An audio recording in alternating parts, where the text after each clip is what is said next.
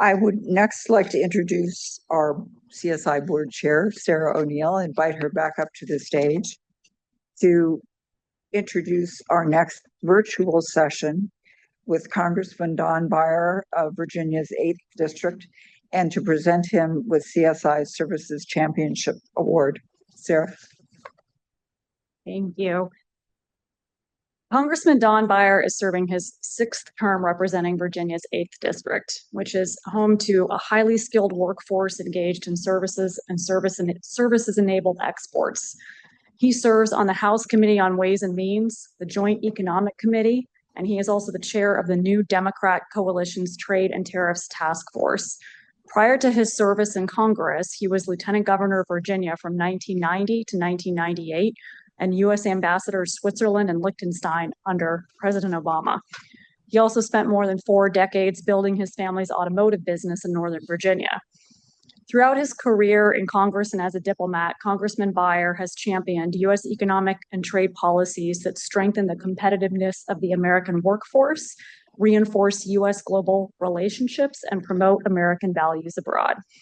He brings a deep understanding of the role that services and digital trade play in supporting traditional sectors, such as manufacturing and agriculture.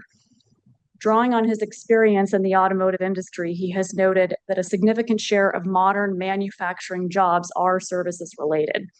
As chair of the Trade and Tariffs Task Force, Congressman Beyer has been a strong advocate for reasserting Congress's role in tariff and trade policy and advancing a forward-looking trade agenda that aligns with the economy of the future.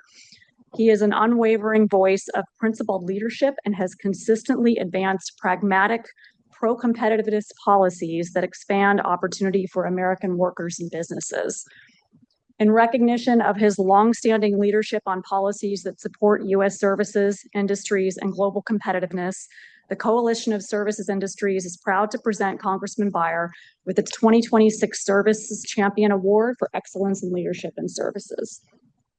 Thank you, Congressman Beyer, for your leadership and for your enduring commitment to strengthen U.S. services industries.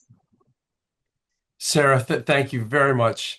It's a very wonderful introduction, and I'm touched and honored, humbled by the award. I don't deserve it, but I'll be very proud of it.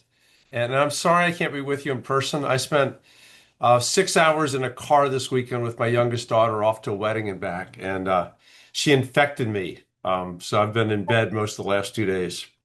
But I'm thrilled to be with you remotely, and thank you for your patience with me. I want to think I've always been a proud advocate for services and the digital services sector. I was thinking as you're introducing, I've been an auto dealer for 46 years till I sold out to my brother.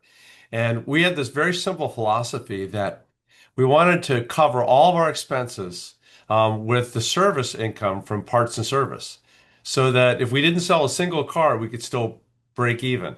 And then everything we made on a car was profit. It was a wonderful strategy and has worked very well for 53 years.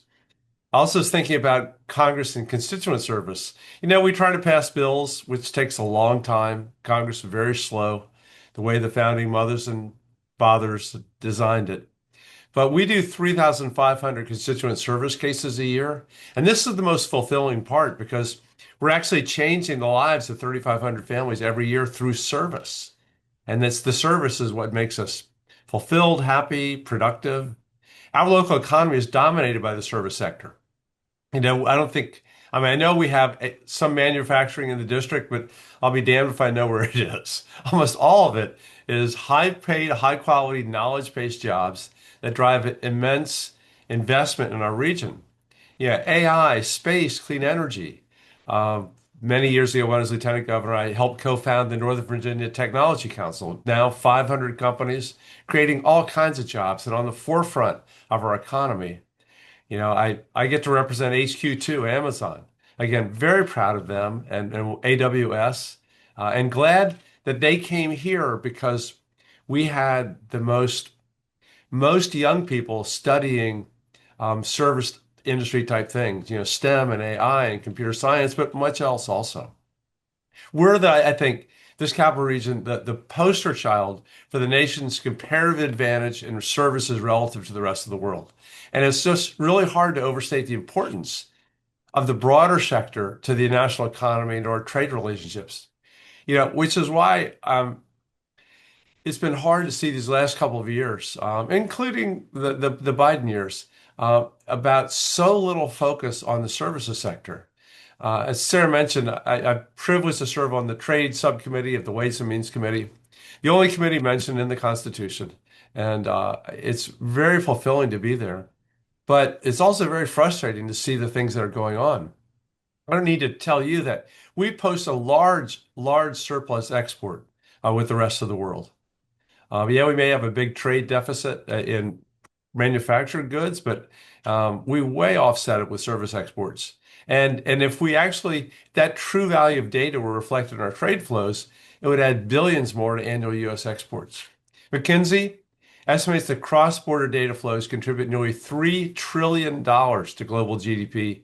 And since we have half of the world's data centers, I think actually half of the world's data centers are in Loudoun County, we accrue a disproportionate amount of that revenue that comes from the cross-border data. So rather than throwing up barriers and angering our allies and wrecking international institutions and effectively tearing down existing trade agreements, we should be trying to double and maybe even triple the strength in the services trade, because that's where our growth and our further investment is going to come in. We need to lean back into free trade. And there were many things that this president did in the first term that I disagreed with, but right at the very top was his decision to walk away from the Trans-Pacific Partnership. To be fair, Hillary Clinton had walked away from it too before the election. These were terrible decisions, that they have gone on without us. And choosing to walk away from years of hard work and consensus building that put us in the driver's seat to write the trade rules for the world for the generation to come, especially in digital trade, was a real loss. TPP had real provisions on cross-border data flows, on data localization, on source code protection, and we copied all those things into USMCA. That's one of the great ironies is Trump and, to be fair, Hillary walked away from Trans-Pacific Partnership, and yet 80% of USMCA, the most important trade agreement probably in the history of humankind, 80% of it's word for word from TPP. But walking away, though, it harmed our ability to lead the fight against the growth of a darker, more closed digital ecosystem in China. And I really worry about Donald Trump's trade approach and single-minded obsession with trade only in goods and manufactured goods, pushing more countries down that darker road. You can bully some countries out of a digital services tax with a tariff threat, but that's not sustainable. It's not long-term. And he keeps pushing away our friends and trading partners at the worst possible time because China's influence keeps growing and growing around the world. Give me a classic example from Ways and Means. We painfully, in a bipartisan way, decided to renew AGOA, the African Growth Act, which minimized the tariffs there to 7, 8, 12%. In the meantime, China came in and did 0% for every one of those countries. So we should be reversing course immediately and return to a strategy that prioritizes multilateral, lots of different nations, and rules-based approach in building on USMCA, forging new trade agreements, and trying to revitalize the World Trade Organization, which, again, we walked away from. And it wasn't perfect, but it was the best tool we had to negotiate trade challenges. This should not be a partisan thing either. I mean, I'm a Democrat, most of my Republican friends on Ways and Means, they're quiet given this president, but they too want to see us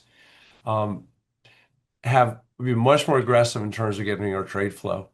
I studied economics many, many years ago, and in Econ 101, the first thing they tell you is you cannot grow from within.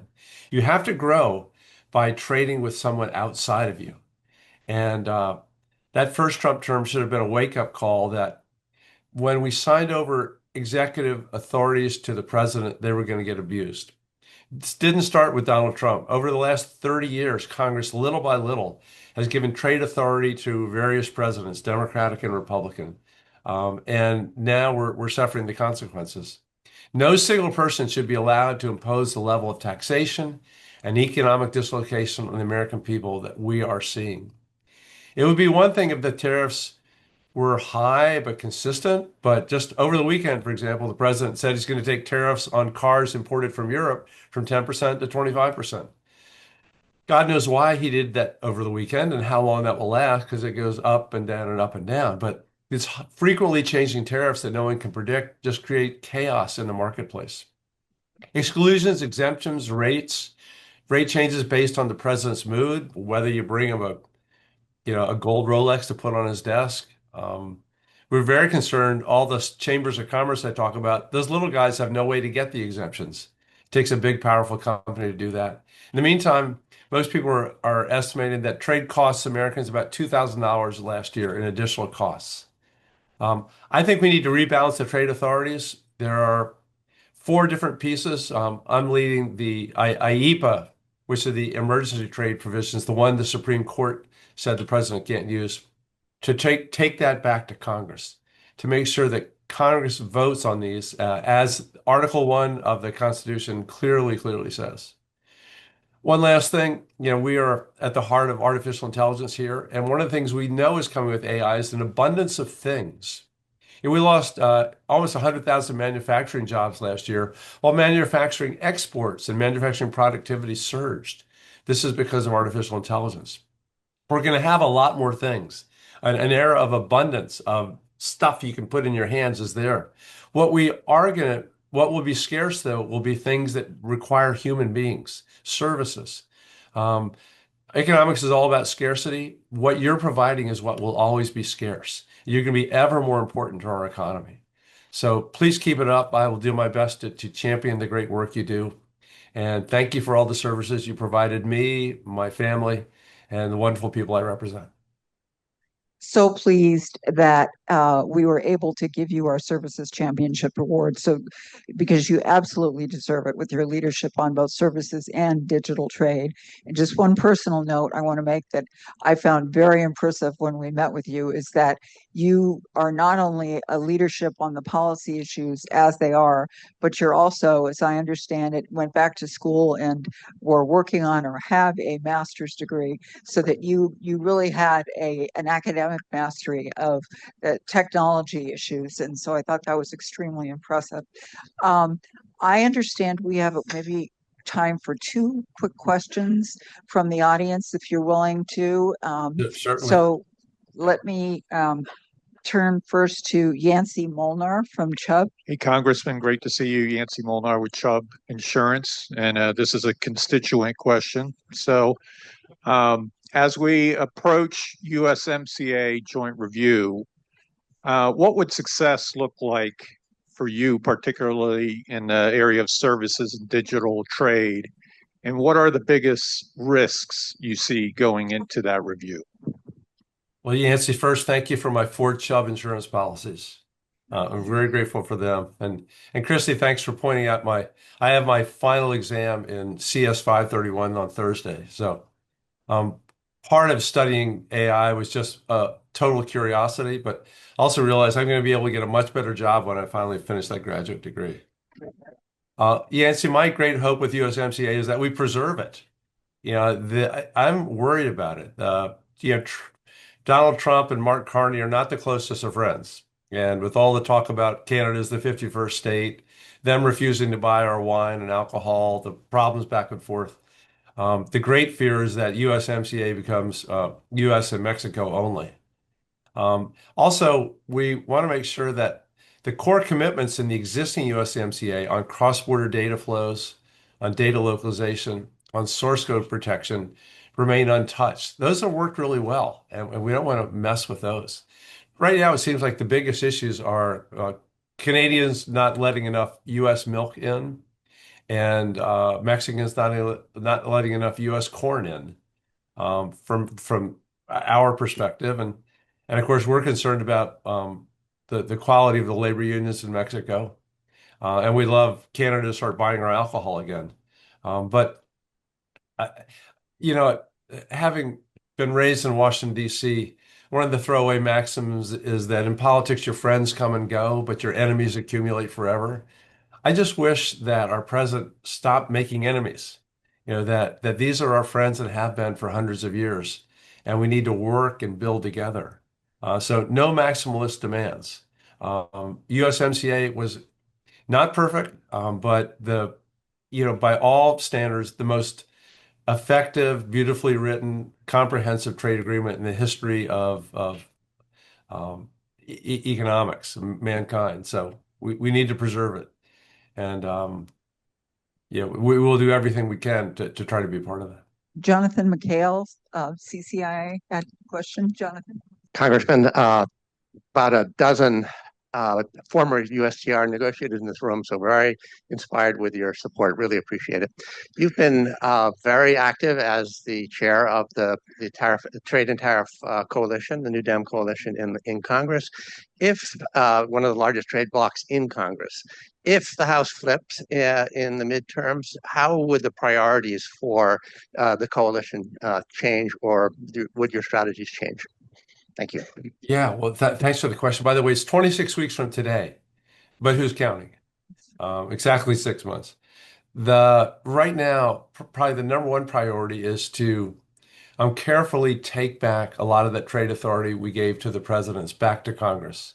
So the IEPA, I get all the numbers screwed up. The 310 and the 122, and there's four different ones that we would like to not say the president can't ever impose tariffs, but to be much more careful about it and have Congress much more involved. The second big thing I think is recognizing the WTO is in a very different place than where it was. Nevertheless, going back and trying to keep it alive, lest we go back to having nothing, no international body. I know the appellate body was one of the reasons we moved out of it, but there are workarounds there that are happening already. And I think just in general, treating our trading partners with respect and with predictability. I remember having a dinner with a bunch of Southeast Asian ambassadors a couple of months ago, maybe 13 of them from Southeast Asia. And to the person, they said, we would rather be best friends and in the U.S. sphere. We would rather that the U.S. be our primary trading partner, but you're making it impossible. You are pushing us into the Chinese realm of influence. And that's the long-term consequence of it. So I want us to trade as much as possible in all directions. And that means making friends everywhere. By the way, because that's also how we project our values, the things that we think are really important about democracy and human rights. When we withdraw from that and shut people off, we don't have a chance to also trade the things that I think make humanity much better off in the long run. Congressman, thank you so much for joining us, and we wish you a speedy recovery. We really appreciate you being willing to join us virtually today. I know everyone want to join me with a round of applause, and thank you so much again for your leadership. Thank you very much. I'll be back with a better voice next time.